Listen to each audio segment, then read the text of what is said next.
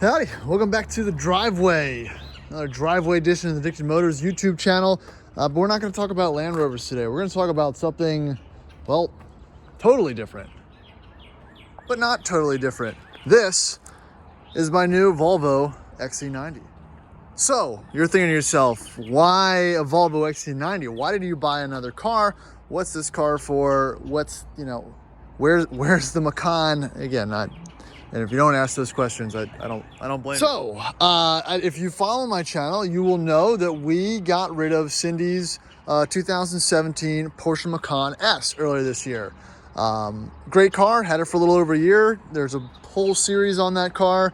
You can check it out in my channel, probably 7 or 8 videos documenting my ownership experience of it. Probably one of the best all-around SUV type of performance related, whatever you want to call that.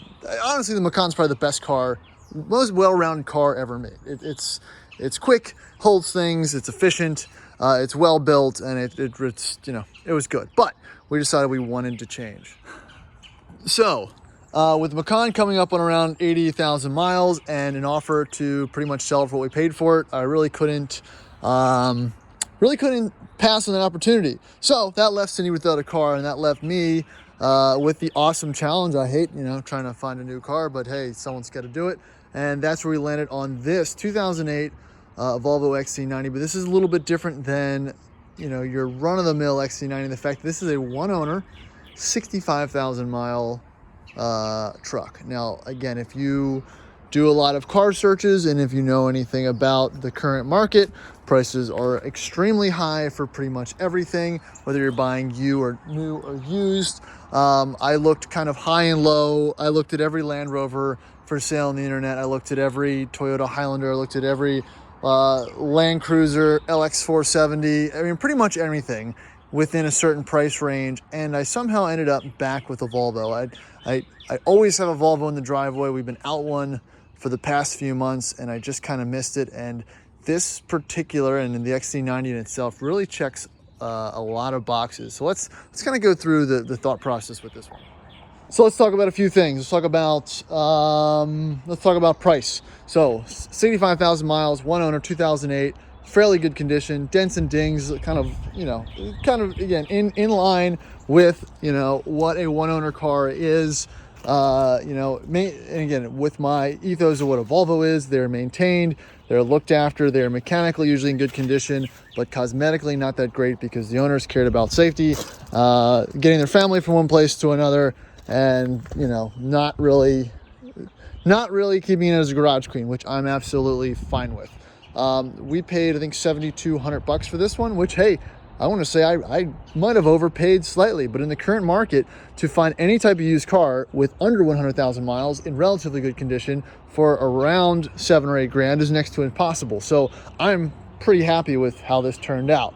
Obviously, it showed up and it needed a bunch of work. Everyone's always trying to find a deal. Yes, there's deals out there, but unless you're buying it from the guy as it's rolling out of the mechanic shop where he just had it serviced at, never believe anything, that is on for, I'm not gonna say don't believe the Carfax, but again, there's Carfax issues, but everything's gonna need maintenance. So this one immediately needed about $2,300 worth of random little things, oil change, exhaust leak, fuel filter, it's going to need tires, nickel and dime of all the kind of deferred maintenance things that were found on, on a quick inspection of it, which again, it sounds like a lot of money, but when you're buying a car for you, sometimes you're going to go a little bit upside down in it. So I just don't think I'm completely upside down in it yet, but this is going to be Cindy's car. I need it to be perfect. I want it to run 100%. I don't want to worry about anything. That's why I bought a low mileage example of the XC90. And again, let's talk about the XC90 itself. It's a platform that's been around for a very long time. I think Volvo made them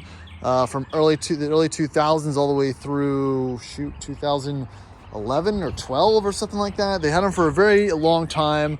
A bunch of different engine options. The early ones had, I think, 2.5 turbos. This one is a 3.2 naturally aspirated 6. There also was a Yamaha V8 option and a T6. I mean, there's a few options. Again, I went with the non-turbo straight six, not a very quick motor, but it is fairly reliable. It does not take premium gas. So again, no car payment, no premium gas, nothing to worry about. I can throw the dog in here. I can throw people in here. It is a 7-seater.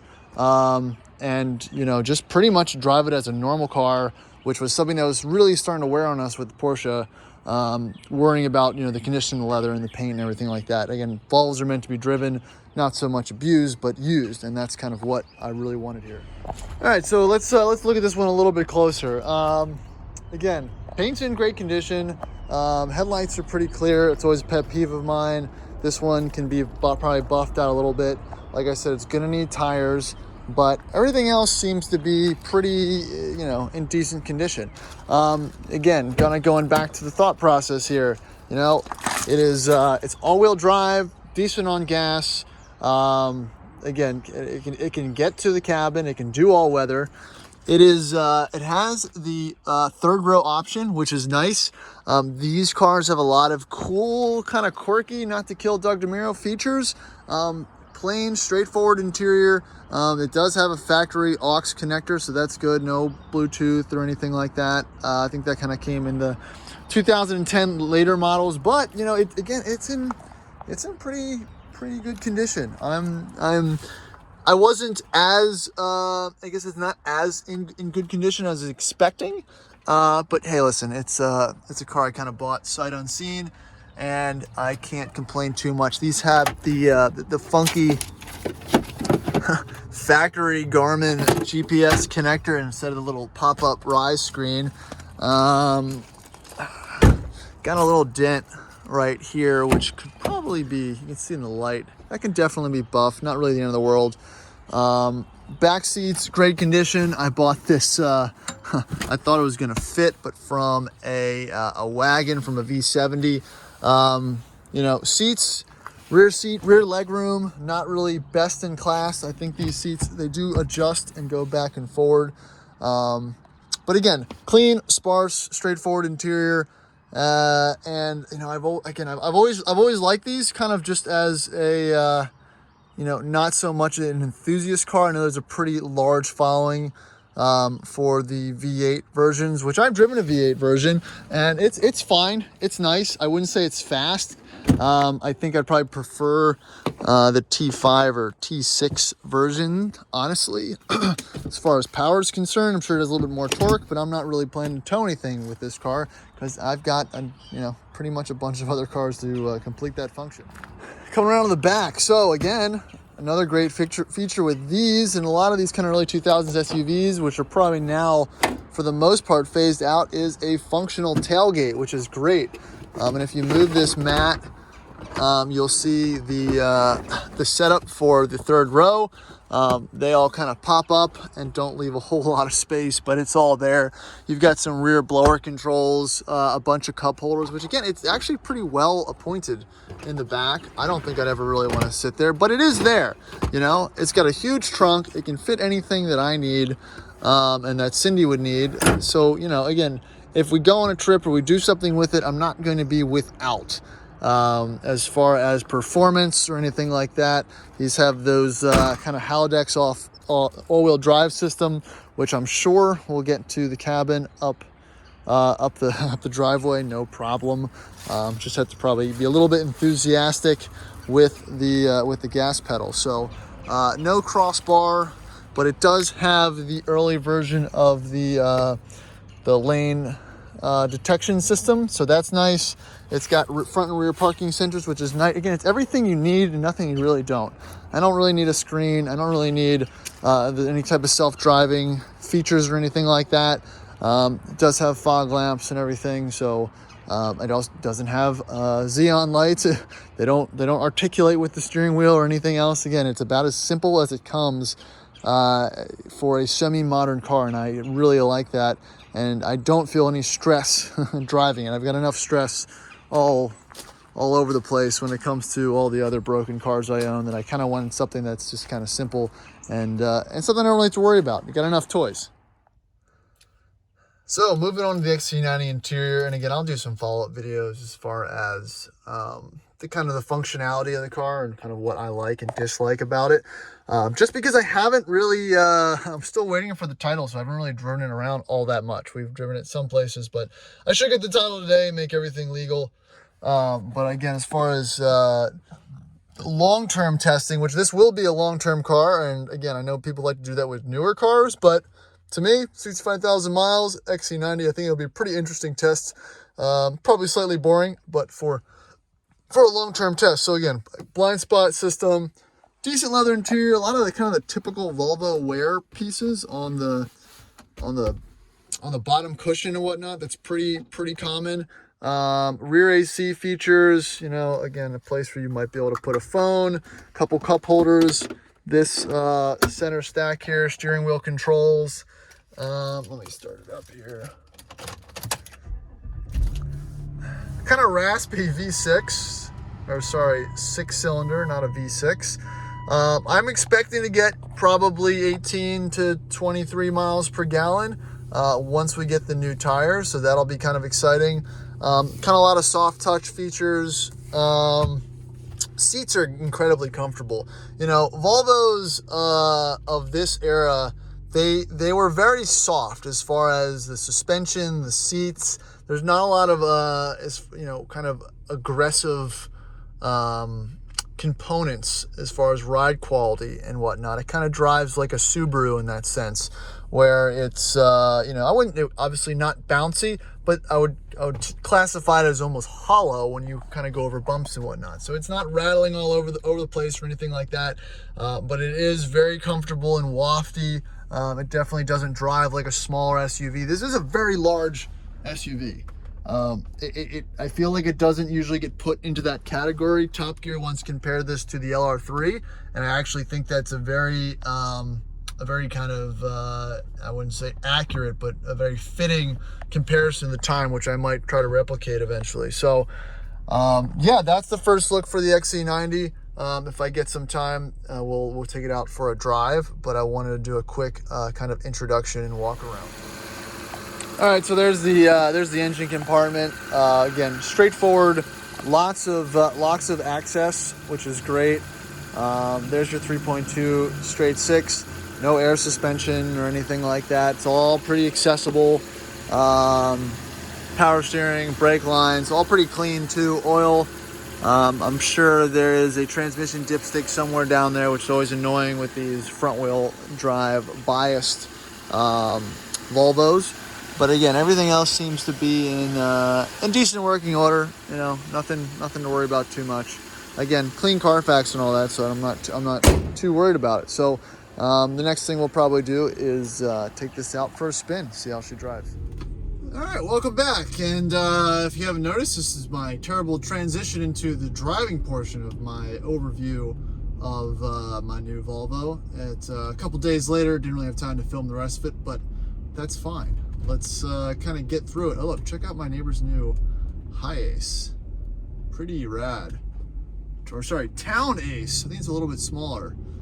Probably a Japanese imports purchase. They're local in Richmond, so you see a lot of their stuff around, which is pretty neat. But back to the Volvo. All right, driving impressions. Like I already mentioned, the seats are comfortable. It's almost like, you know, Lincoln Town Car comfort. If they're very soft, they're not and supportive, they're not, you know, bolstered or anything like that. And there's the beans, not the full beans, but most of the beans. And it's actually a pretty kind of violent downshift from either third to second. It's the ratios seem pretty spaced apart, so it's not a very smooth transition when you put your foot on it. I'm also going 40 miles an hour, and it's kind of holding fifth gear at 2,000 RPM, so that's a little odd as far as, you know, driving a more modern car with a 6 or 7 speed, where you'd probably be in the lower, you know, 1400 RPM range. But again, different type of engine, older car, it's just kind of how it is. But back to the drivability, it's very quiet, it's very cushy. There's a good bit of body roll. This thing is definitely not performance oriented at all. I mean, it honestly drives more like a Suburban or something like that, or a van, honestly. Which is, again, it's not a bad thing. It's just not what I think most people might expect from an XC70 or a Volvo product. I think some people still might associate it with being semi-sporty. But since it's so large, you really feel, again, I wouldn't say you feel the weight. It's not a weight thing. It's just more of it's a fairly large vehicle, you know, and I think that's just not something people think when they think Volvo XC70. But again, handles the bumps, the bumps and divots and potholes and everything very well, very poised. It's quiet in here. It's not a Porsche. I mean, that's the thing. I mean, the Porsche, like I said, the Macan is amazing build quality. It's tough to compare the two. And I don't think there was any expectations that this would rival the Macan in any way. But the sense of, I guess I wouldn't say relaxation, but the sense of calm when you drive this car is very equivalent to the Porsche, but supersedes it in many ways just because I'm not worried about driving it around. I'm not going to hurt this car. Not that I'd really hurt the Porsche, but there was a monetary value affixated to any downside to the cosmetic, aspects of that. Here, I'm just a dude driving around in an old Volvo, and I really like that, and I think I can attribute that to most other cars. The brakes feel good. The power is meh. It's honestly pretty slow. It's got nice low end torque for just cruising around town, and it cruises on the highway nice as well. No complaints either. It's just not quick at all. It doesn't feel like it has a whole lot of power. This is not the most powerful motor, but it gets the job done. I'm sure with more people in the car loaded down, it would probably feel a little bit more cumbersome. But yeah, I think that's just the initial overview. I mean, it has the manual shift mode. It's let's see. It's not too bad. It definitely shifts when you tell it to.